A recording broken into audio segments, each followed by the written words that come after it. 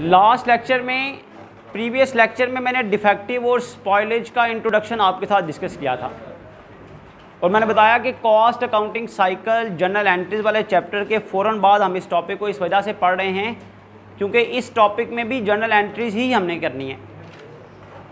तो last lecture में हम डिफेक्टिव और स्पॉइल्ड के बारे में डिस्कस कर चुके हैं कि डिफेक्टिव प्रोडक्शन कहते हैं ऐसी प्रोडक्शन जो रिपेयरेबल हो, ऐसी ख़राबी जिसको आप कुछ रीवर्क करके ठीक कर सकें, उसे गुड यूनिट्स में बदल सकें, ऐसी ख़राबी को कहते हैं डिफेक्टिव प्रोडक्शन। जिसको हम रीवर्क करके गुड यूनिट्स में बदल सकें, ऐसी ख़राबी को कहते हैं डिफेक्टिव प्रोडक्शन।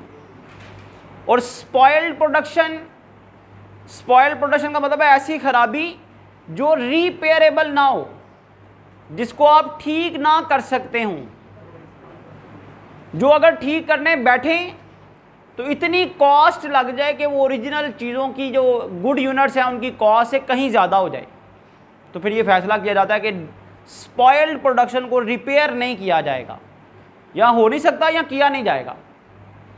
लेकिन डिफेक्टिव प्रोडक्शन ऐसी प्रोडक्शन होती है, ऐसी ख़राबी होती है जिसको रिपेयर किया जा सकता है, जिस पर रीवर्क करके, कुछ काम दोबारा करके, इस पर कुछ मटेरियल दोबारा से लगाकर, कुछ लेबर लगाकर, कुछ फैक्ट्री ओवरहेड के एक्सपेंसेस करके इसको गुड यूनिट्स में बदला जा सकता है।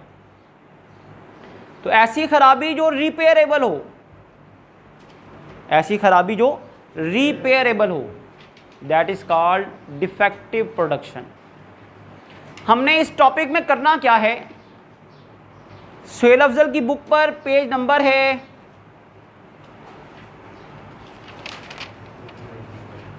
391, जहाँ से ये टॉपिक शुरू हो रहा है। मटीरियल्स वाले चैप्टर में, सुहेल अफजल की बुक में मटीरियल्स वाले चैप्टर में, मटीरियल्स वाले चैप्टर का ये टॉपिक है पेज नंबर 391 पर, डिफेक्टिव एंड स्पॉइल्ड प्रोडक्शन।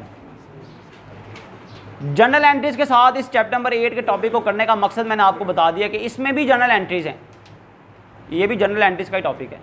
इस वजह से इसको साथ करें ताकि आपके लिए अंडरस्टैंडिंग आसान हो जाए। अब क्वेश्चन की रिक्वायरमेंट क्या होनी है, मैंने कल भी समझाया था कि ये जितने भी डिफेक्टिव और स्पॉइल्ड प्रोडक्शन के क्वेश्चंस हैं, इन क्वेश्चन में रिक्वायरमेंट क्या होनी है। रिक्वायरमेंट ये होनी है भाई कि जो आपने डिफेक्टिव प्रोडक्शन की है ना, ख़राब चीज़ें बनाई हैं, उन पर आपने रीवर्क करना है। उन पर क्या करना है? रीवर्क करना है, उनको ठीक करना है। तो डिफेक्टिव को ठीक करने के लिए कुछ इजाफी मटेरियल लगाना पड़ता है, कुछ इजाफी लेबर लगानी पड़ती है, कुछ इजाफी फैक्ट्री ओवरहेड के खर्चे करने पड़ते हैं। कोई भी खराबी हो, या उस पर कुछ मटेरियल एक्स्ट्रा लग जाएगा, या उस पर कुछ लेबर काम एक्स्ट्रा कर लेगी, या उस पर कुछ अदर एक्सपेंसेस दोबारा करने पड़ेंगे, फिर वो ठीक हो जाएगी चीज़। सवाल ये है, रिक्वायरमेंट ये है कि जो रीवर्क पर इजाफी कॉस्ट लगती है, कल मैंने समझाया था कल के लेक्चर में कि रीवर्क में जो इजाफी कॉस्ट लगती है, इधर वो कॉस्ट, वो जो इजाफी कॉस्ट लगती है रीवर्क पर, वो इजाफी कॉस्ट क्या उस ऑर्डर को चार्ज करनी है, उस जॉब को चार्ज करनी है जो ऑर्डर आप चला रहे थे, जो इस ऑर्डर पे काम हो रहा था, या आपने पूरी फैक्ट्री की एंटायर प्रोडक्शन को चार्ज करनी है। अगर आप रीवर्क की कॉस्ट को हर ऑर्डर के साथ साथ चार्ज करते रहेंगे ना, तो हर ऑर्डर की कॉस्ट दूसरे ऑर्डर से मुख्तलिफ आएगी। और अगर एंटायर फैक्ट्री को चार्ज कर देंगे तो पूरे फैक्ट्री में पूरे साल में जितनी प्रोडक्शन हुई होगी या पूरे महीने में जितनी प्रोडक्शन हुई होगी उसमें चार्ज कर देंगे ना, तो यूनिफॉर्म कॉस्ट आएगी, यूनिफॉर्म रेट आएगा, एक जैसा रेट आएगा। आपको फॉर एग्जांपल एक दिन ऑर्डर मिलता है जी 10 यूनिट्स का, एक दिन ऑर्डर मिलता है 20 यूनिट्स का, एक दिन ऑर्डर मिलता है 5 यूनिट्स का। इस तरह पूरे महीने में आपको टोटल 180 यूनिट्स का ऑर्डर मिलता है। अब 180 यूनिट की तैयारी में हर रोज़ आप यूनिट प्रोड्यूस करते हैं, हर रोज़ कोई ना कोई यूनिट डिफेक्टिव हो जाता है, उस पर रीवर्क करना पड़ता है। अगर हर रोज़ आपने जो यूनिट्स बनाए हैं उन पर जो रीवर्क किया है, जो डिफेक्टिव की कॉस्ट आई है वो चार्ज करेंगे, तो हर रोज़ की कॉस्ट दूसरे दिन से मुख्तलिफ होगी। और अगर आपने पूरे महीने की कॉस्ट निकाली, पूरे महीने का रीवर्क निकाला, पूरे महीने के यूनिट्स पर डिवाइड कर दिया, तो वो रीवर्क की कॉस्ट हर यूनिट पर बराबर तकसीम हो जाएगी। रिक्वायरमेंट के मुताबिक आपने दोनों तरह से एंट्री करके बताना करनी है। अगर रीवर्क की कॉस्ट, वो जो एक्स्ट्रा कॉस्ट है, वो आप जॉब को चार्ज करें, ऑर्डर को चार्ज करें, तो क्या एंट्री होती है। और अगर आप इंटायर प्रोडक्शन को चार्ज करें, इंटायर प्रोडक्शन मतलब पूरी फैक्ट्री की ओवरहेड को चार्ज कर दें, पूरे महीने में या पूरे साल में जितने ऑर्डर्स हुए सबको चार्ज कर दें, तो फिर उसकी एंट्री क्या होगी, उसका इफेक्ट क्या होगा, ये हमने आज के लेक्चर में सीखना है। रीवर्क के हवाले से जैसे सीखने लगे हैं, फिर बाद में हम इंशाअल्लाह नेक्स्ट लेक्चर में स्पॉइलेज के हवाले से सीखेंगे, और फिर एक क्वेश्चन हम करेंगे जिसमें डिफेक्टिव और स्पॉइलेज दोनों कंबाइन होंगे। तो यही 3 क्वेश्चन करने के बाद आपका ये टॉपिक कंप्लीट हो जाता है। और यही टॉपिक टोटल 6 क्वेश्चन है, 3 मैंने करवाने हैं, 3 आप लोगों ने खुद कर लेने हैं। अभी हम करने जा रहे हैं जी question number 17। Question number 17 8.17 chapter number 8 का क्वेश्चन है, सुहेल अफजल की बुक से। उसका पेज नंबर है जी 391। सेंटर में मैं लाइन लगाने लगा हूं, पेज के सेंटर में बेटा लाइन लगाने लगा हूं। क्यों? क्योंकि एक दफ़ा आपने एंट्री करनी है एक पॉइंट ऑफ व्यू से, और दूसरी दफ़ा एंट्री करनी है दूसरे पॉइंट ऑफ व्यू से। एक में कॉन्सेप्ट ये होना है भाई कि जितना रीवर्क होगा वो चार्ज करें जॉब को, ऑर्डर को, और एक में होगा जितना रीवर्क होगा, जितने रीवर्क के पैसे लग रहे हैं वो एंटायर प्रोडक्शन को चार्ज करें। तो दोनों तरह से एंट्री क्वेश्चन की रिक्वायरमेंट में शामिल है। अच्छा, एंट्रीज अगर आप समझना चाहें तो बड़ी आसानी से समझ आ जाएगी। क्यों? क्योंकि आपने इससे पहले कॉस्ट अकाउंटिंग साइकिल का चैप्टर पढ़ा हुआ है। मेरी बात ज़रा फॉलो कीजिएगा बेटा, जिसने तो कॉस्ट अकाउंटिंग का चैप्टर, कॉस्ट अकाउंटिंग साइकिल का चैप्टर तैयार किया हुआ ना, उसके लिए तो बड़ा आसान हो जाएगा, उसके लिए तो बड़ा ईजी हो जाएगा। जिसने नहीं किया हुआ उसके लिए थोड़ा डिफिकल्ट होगा एंट्रीज को समझना, जाहिर सी बात है। मैं क्वेश्चन आपके सामने पहले रीड आउट कर रहा हूँ, बड़े ध्यान से देखें सब लोग, शाबाश। Murtaza embroidery works received an order of 1200 units.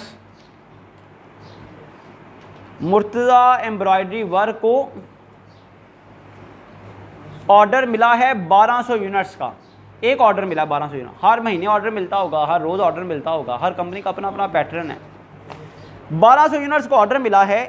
कहता है इनिशियली द फैक्ट्री इंकर the following cost for the production of this order. Initially जो फैक्ट्री है उसने ये इंकर किए हैं एक्सपेंसेस। कौन से एक्सपेंसेस इंकर किए हैं? कहता डायरेक्ट मटेरियल लगाया है 120 रुपये पर यूनिट के हिसाब से। 1200 यूनिट बनाने थे, डायरेक्ट मटेरियल कितना लगाया है? 120 रुपये के हिसाब से। डायरेक्ट लेबर कितनी लगाई है? 280 रुपये पर यूनिट के हिसाब से। और फैक्ट्री ओवरहेड अप्लाई की है at the rate of 25% of direct labour cost, initial cost. अच्छा, मैं अभी क्वेश्चन इतना पढ़ूंगा, पर चलिए सारा पढ़ लेता हूँ एक दफ़ा। कहता for rectify the detects in the final inspection पर पता क्या चला कि कुछ डिफेक्ट्स हो गए and following additional cost were incurred. वो जो डिफेक्टिव प्रोडक्शन हो गई ना, कुछ यूनिट डिफेक्टिव हो गई, उनको ठीक करने में इजाफी पैसे कितने लगे? कहता डायरेक्ट मटेरियल लगा 4000 रुपये का इजाफी, डायरेक्ट लेबर लगी 16000 की इजाफी, और फैक्ट्री ओवरहेड लगी उसी रेट से, वही रेट, मतलब जो पहले 25% रेट था ना, अभी भी वही रेट लगा है। ये इजाफी पैसे लगे हैं, 4000 मटेरियल का इजाफी लगा है, 16000 लेबर का इजाफी लगा है, और 25% फैक्ट्री ओवरहेड इजाफी लगी। अब लगने के बाद क्या हुआ? ये भी यूनिट्स गुड यूनिट्स बन गए, 1200 यूनिट्स मुकम्मल हो गए। 1200 यूनिट्स में से जो यूनिट्स डिफेक्टिव थे उनको आपने रीवर्क करके ठीक कर लिया। कहता then the order completed order was shipped to the customer at a contracted price of 625। क्योंकि ऑर्डर कंप्लीट हो गया, 1200 यूनिट कंप्लीट हो गए, तो ये 1200 यूनिट आपने कस्टमर को सप्लाई कर दिए, और कस्टमर ने इसके बदले में आपको 625 रुपये पर यूनिट के हिसाब से पे भी कर दिया। करना क्या है देखें रिक्वायरमेंट में, मैंने जो सेंटर में लाइन लगाई ना उसका मकसद देखें। कहता है पास journal entries for the production, production की भी एंट्रीज पास करें, and shipment of this order, इस ऑर्डर को सेल करने की एंट्री भी पास करें, शिपमेंट करने की एंट्री भी पास करें। करना कैसे है? कहता है कॉस्ट ऑफ रीवर्क, जो रीवर्क की कॉस्ट है ना, इजाफी पैसे जो लगे हैं, is considered to be due to the particular and peculiar and strict specification of the customer। कहता है ये जो ख़राबी थी ना, ये कस्टमर ने क्योंकि बताया था बड़ी माइन्यूटली कि भाई ये मिस्टेक्स भी नहीं होनी चाहिए, ये छोटी छोटी गलतियां भी नहीं होनी चाहिए, छोटे छोटे डिफेक्ट। तो हमने कस्टमर की वजह से ऐसा काम किया है। हर कस्टमर के लिए ऐसा नहीं करते थे हमने इस ख़ास कस्टमर की रिक्वायरमेंट को पूरा करते हुए रीवर्क किया ताकि कस्टमर की रिक्वायरमेंट के मुताबिक प्रोडक्ट्स कंप्लीट हो जाएं। कहता अब करना क्या है, cost of rework rectify detect is considered as normal. इसे नॉर्मल समझें, मतलब कहने का ये कंपनी की पॉलिसी समझें कि भाई रीवर्क सब पर किया जा रहा है। मतलब दो तरह से एंट्रीज करनी है, एक आपने जो रीवर्क किया है उसे एक जॉब की कॉस्ट समझना है, नंबर 1 क्योंकि कस्टमर ने ऑर्डर में कहा था, और सेकेंडली आपने उसे नॉर्मल समझकर पूरी फैक्ट्री में चार्ज करना है। तो एक तरीका बताया जा रहा है, जो फर्स्ट मेथड है वो बताया जा रहा है rework charge to the order या job. Rework charge to order और जॉब। और सेकंड मेथड कौन सा है, rework charge to entire production of factory. बेटा एंटायर प्रोडक्शन का मतलब है फैक्ट्री ओवरहेड। बड़े ध्यान से समझिएगा, बड़ी आसानी से समझ आ जाएगी। अब इस क्वेश्चन में पहली एंट्री क्या होनी है बेटा, देखें ज़रा। फर्स्ट एंट्री होनी है जी, डायरेक्ट मटेरियल लगाया है 280 रुपये के हिसाब से, डायरेक्ट लेबर लगाई है आपने, डायरेक्ट मटेरियल लगाया जी 120 रुपये के हिसाब से, डायरेक्ट लेबर लगाई है 280 रुपये के हिसाब से, और फैक्ट्री ओवरहेड ये इनिशियल कॉस्ट है। ये तो वाइट बोर्ड पे ध्यान रखिएगा। जब बेटा डायरेक्ट मटेरियल प्रोडक्शन पे लगाया जाता है, इसमें खरीदने की एंट्री नहीं है जैसे कॉस्ट अकाउंटिंग साइकिल में था, ये तो वाइट बोर्ड पे ध्यान रखिएगा। जब डायरेक्ट मटेरियल प्रोडक्शन पर लगता है तो क्या एंट्री होती है, work in process material account debit. कितने का भला, देखें जरा, देखिए बेटा ध्यान से, शाबाश। डायरेक्ट मटेरियल कितना है, ये 1200 यूनिट्स पर 120 के हिसाब से। फिर डायरेक्ट लेबर कितनी है, 1200 यूनिट्स पर 280 के हिसाब से। फैक्ट्री ओवरहेड कितनी है, जितनी लेबर आएगी उसका 25%। बताएं जरा लेबर डायरेक्ट मटेरियल कितना है, 1,44,000, 3 लाख। और फैक्ट्री ओवरहेड बेटा कितनी है, सॉरी FOI कितनी है इसका 25%, लेबर का 25%, 26,000 जी, 84,000। डायरेक्ट मटेरियल भी आ गया, डायरेक्ट लेबर भी आ गई, फैक्ट्री ओवरहेड भी आ गई। बेटा व्हाइट बोर्ड पे ध्यान रखिएगा अगर समझना है तो। इसमें क्या बोला, इसमें एक ही एंट्री की जा रही है डायरेक्टली, जिसमें मटेरियल भी लगा रहे हैं, लेबर भी लगा रहे हैं, FOH भी लगा रहे हैं, एक ही एंट्री में सारा काम कर देना। व्हाइट बोर्ड पे ध्यान रखिएगा। जब डायरेक्ट मटेरियल लगेगा तो work in process material account debit हो जाएगा। कितना डायरेक्ट मटेरियल लगा है, 1,44,000। फिर direct labour, work in process labour account को डेबिट कर दें 3,36,000 से। फिर फैक्ट्री ओवरहेड लगी है, work in process factory overhead को डेबिट कर दें 80। तीनों चीजें इकट्ठी लग गई हैं। आपने प्रीवियस चैप्टर में पढ़ा है, जब डायरेक्ट मटेरियल लगाया जाता है तो work in process material debit होता है, जब डायरेक्ट लेबर लगती है तो work in process labour debit होती है, जब FOH लगती है तो work in process FOH debit होती है। अच्छा बेटा देखें अब क्रेडिट क्या होगा, जब work in process material debit होता है, जब लगाया जाए, जब work in process material debit होता है तो मटेरियल कंट्रोल अकाउंट क्रेडिट होता है।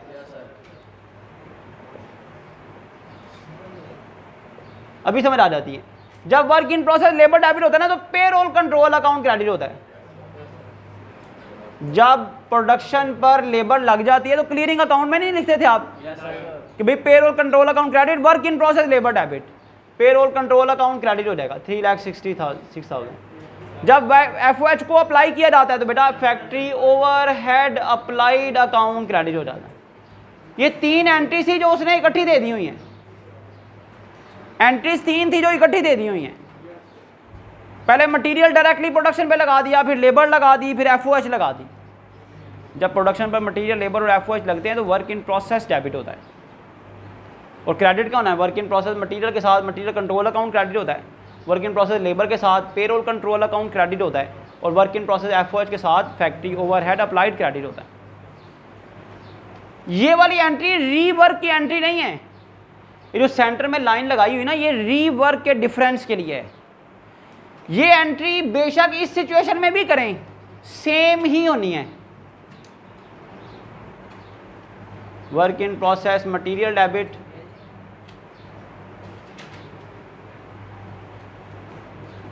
Work in process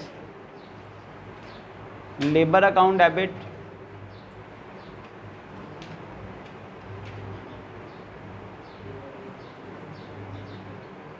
work in process FOH debit. Credit क्या होगा?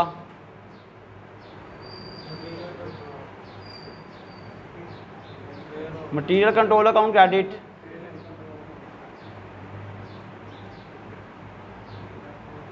पेरोल कंट्रोल अकाउंट क्रेडिट,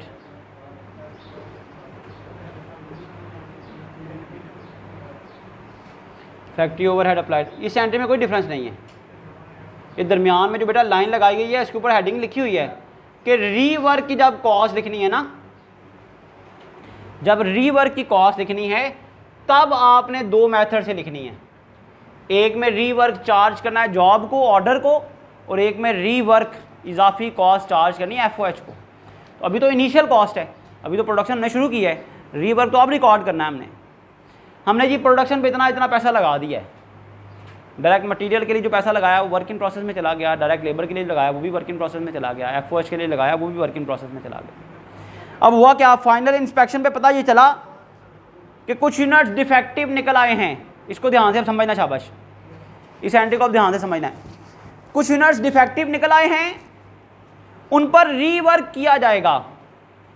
कितना रीवर्क? देखें, एडिशनल कॉस्ट वर इंकर्ड, कितनी इजाफी कॉस्ट इंकर्ड हुई है? डायरेक्ट मटेरियल 4,000 का इजाफी लगा है, डायरेक्ट लेबर 16,000 की इजाफी लगी है, और FOH उतने फीसदी लगी है उसी रेट से। बेटा वाइट बोर्ड पे ज़रा ध्यान रखें, वाइट बोर्ड पे ज़रा ध्यान रखें, समझने का पॉइंट ये वाला, ये बस जब इजाफी कॉस्ट लगनी है ना, एक में वो कह रहा है जो भी कॉस्ट लगे ना वो ऑर्डर में जमा करें, ऑर्डर को चार्ज करें, क्योंकि कस्टमर ने हमें कहा था भाई मेरा ऑर्डर इस तरह का होना चाहिए, मेरे यूनिट्स इस तरह के होने चाहिए। जब बेटा ऑर्डर को चार्ज करना है ना, तो जिस तरह इनिशियल कॉस्ट रिकॉर्ड हुई है ना, उसी तरह ये रीवर्क की कॉस्ट भी रिकॉर्ड हो जाएगी, वर्क इन प्रोसेस में जमा हो जाएगा। ये इजाफी पैसा भी, इजाफी जो कॉस्ट लगी है ये भी वर्क इन प्रोसेस को ही चार्ज हो जाएगी। जो इजाफी कॉस्ट लगी है ये भी वर्क इन प्रोसेस को चार्ज हो जाएगी, क्योंकि रीवर्क चार्ज कर रहे हैं किसको? जॉब को, ऑर्डर को, वर्क इन प्रोसेस को। सेम एंट्री हो जाएगी, जिस तरह इनिशियल कॉस्ट रिकॉर्ड हुई है वैसे ये रीवर्क की कॉस्ट भी अज्यूम करके क्रेडिट कर दी जाएगी।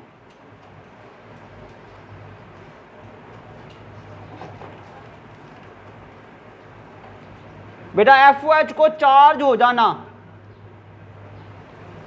FOH का डेबिट हो जाना, सॉरी वर्क इन प्रोसेस का डेबिट हो जाना, इसका मतलब हमने ऑर्डर में जमा कर दी है, सारी कॉस्ट वर्क इन प्रोसेस का हिस्सा बना दी। कितनी कॉस्ट है? मटेरियल इजाफी लगा है 4,000 का, लेबर इजाफी लगी है 16,000, और FOH लगी है लेबर का 25%। 16,000 का 25% लेकिन कितना आएगा?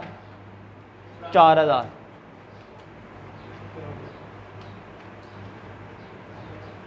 ये 4,000 कहाँ से आया?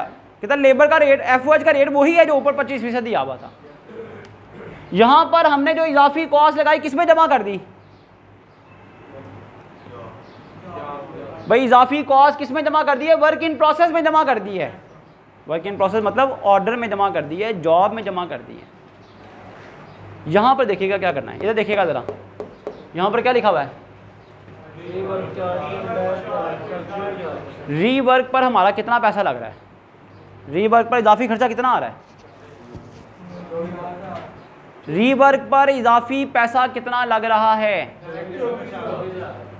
16 4 और 16 20 और 4 24,000 रुपया इजाफी लग रहा है। कहता है रीवर्क यहां पर चार्ज कर दें एंटायर प्रोडक्शन को, तो इसमें होगा फैक्ट्री ओवरहेड कंट्रोल अकाउंट 24,000 से डेबिट।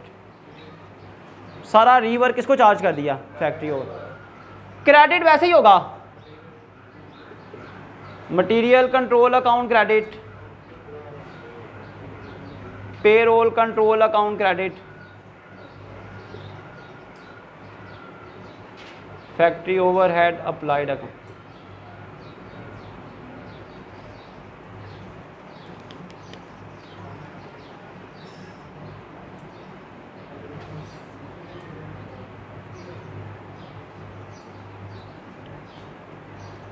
समझ आई बात? यहां पर वर्क इन प्रोसेस को डेबिट करने का मतलब है ये आपने जॉब को चार्ज कर दिए, ऑर्डर में जमा कर दिया। ऑर्डर वही है, वर्क इन प्रोसेस। जब भी ऑर्डर शुरू होता है जितनी कॉस्ट लगती है वो वर्क इन प्रोसेस में जमा होती है। जब इजाफी कॉस्ट लगी तो वो भी किस में जमा कर दी? यहां पर जो इजाफी कॉस्ट लगी किस में जमा कर दी? फैक्ट्री ओवरहेड को। वर्क इन प्रोसेस को चार्ज नहीं की। वर्क इन प्रोसेस को चार्ज करते तो क्या होते? हम कहते भाई हमने जॉब को, ऑर्डर को चार्ज कर दी। अच्छा बेटा, अगली एंट्री अब आपने खुद करनी है। खुद करने का मुझे खुद बतानी है आपने क्या एंट्री होनी। बेटा देखें, जब आप वर्क इन प्रोसेस मुकम्मल कर लेते हैं, उसने तो डायरेक्ट बताया जी शिपमेंट कर दी है, बेच दी हैं। आपको ये पता होना चाहिए कि वर्क इन प्रोसेस जब कॉस्ट लगा लेते हैं तो नेक्स्ट एंट्री क्या होती है? Finish goods debit. अभी पढ़ के आएंगे नहीं? अगर डायरेक्ट इस एंट्री को क्वेश्चन को करना पड़ता मुश्किल ना हो जाता।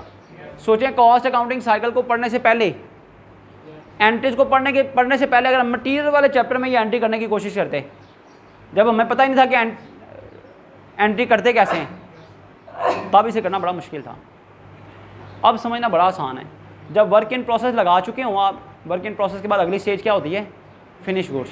फिनिश गुड्स डेबिट हो जाता है। Work in process material account credit, work in process labour account credit, work in process FOH account credit. यहां पर भी सेम ऐसे ही, finish goods debit, work in process material account credit, work in process labour account credit और work in process FOH account credit. मसला है amount का। बेटा मसला है अमाउंट का। जब आप कॉस्ट अकाउंटिंग साइकिल पढ़ते थे तो उसमें तो अमाउंट गिवन होती थी। अमाउंट ना भी गिवन हो, आपको पता होना चाहिए अमाउंट क्या लिखनी है। वर्क इन प्रोसेस जितनी अमाउंट से डेबिट है उतनी अमाउंट से क्रेडिट होगा ना। जितना पैसा लगाया है डेबिट किया उतने से क्रेडिट होगा कि नहीं? वर्क इन प्रोसेस डेबिट कितने से किया हुआ है? 14,400 से भी डेबिट किया हुआ है और नीचे 4,000 से भी डेबिट किया हुआ है। टोटल 18,400 से डेबिट किया हुआ है। ये भी डेबिट है, ये भी डेबिट है। सॉरी 1,44,000 से भी, और क्या आएगा? 1,48,000 से डेबिट हुआ हुआ है। वर्क इन प्रोसेस लेबर देखिए बेटा, 3,36,000 से डेबिट है और फिर 16,000 से डेबिट है, तो 3,52,000 से डेबिट है। वर्क इन प्रोसेस एफओआई देखें 84,000 से और फिर 4,000 से, तो जितनी अमाउंट से डेबिट होगा उतनी अमाउंट से क्रेडिट होना है। वर्क इन प्रोसेस मटेरियल 2 दफ़ा डेबिट हुआ हुआ है, 1,44,000 और 4,000 आ गया 1,48,000 के साथ, उसने से क्रेडिट कर दें। वर्क इन प्रोसेस लेबर बेटा 3,52,000 से हुई हुई है डेबिट, 3,52,000 से क्रेडिट कर दें।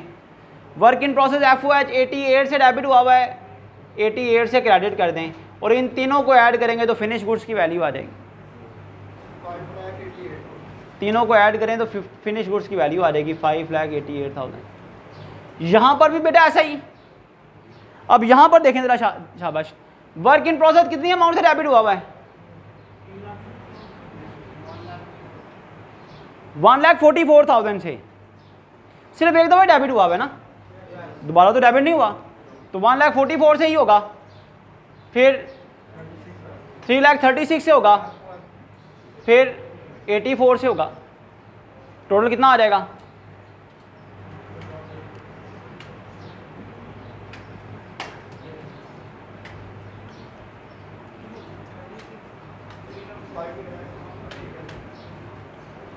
आप अब खुद देखें ज़रा बेटा ध्यान से, यहाँ पर रीवर्क किसको चार्ज कर रहे थे?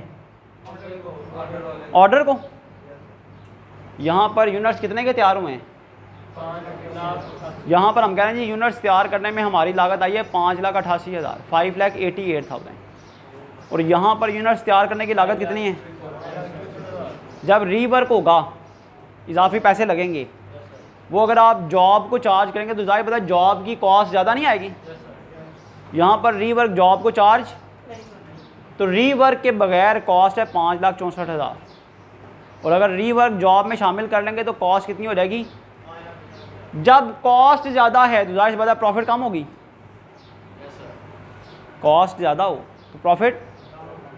इन यूनिट्स को बेच दिया गया है। अब नेक्स्ट एंट्री कौन सी करनी है देखें ज़रा, यूनिट्स कंप्लीट होने के बाद कहता है उनको बेच दिया गया है 625 के हिसाब से। जब यूनिट्स को बेच देते हैं, सारे यूनिट्स बेच, 1200 यूनिट्स तैयार किए थे, 1200 के 1200 बेच दिए हैं, 1200 यूनिट्स तैयार किए थे, 1200 के 1200 यूनिट्स बेच दिए हैं। जब यूनिट्स सेल कर देंगे बेटा देखें ज़रा ध्यान से, तो पहले सेल्स की एंट्री करनी है, एक कॉस्ट की एंट्री करनी है। क्या एंट्री होती है? फिनिश गुड्स अकाउंट क्रेडिट और cost of goods sold debit. कितनी अमाउंट से? सारे यूनिट्स बेच दिए ना, तो 5,88,000, और यहां पर भी ऐसे ही cost of goods sold debit और फिनिश गुड्स क्रेडिट। यहां पर यूनिट्स हैं 5,64,000 के। अब जब बेचेंगे तो साल सेल्स की एंट्री भी करनी पड़ेगी। सेल्स कितने में किए हैं देखें ज़रा, सेल्स कितने में किए हैं देखें ज़रा, 1200 यूनिट से 625 के हिसाब से बेचें, 625 के हिसाब से बेचें, 7,50,000, 7,50,000। आई बात समझ में? तो जब सेल्स होती हैं तो एंट्री क्या होती है? अकाउंट रिसीवेबल डेबिट, क्योंकि जब बताया ना हो तो सेल्स क्रेडिट सेल कंसीडर होंगी। 7,50,000 यहां पर भी।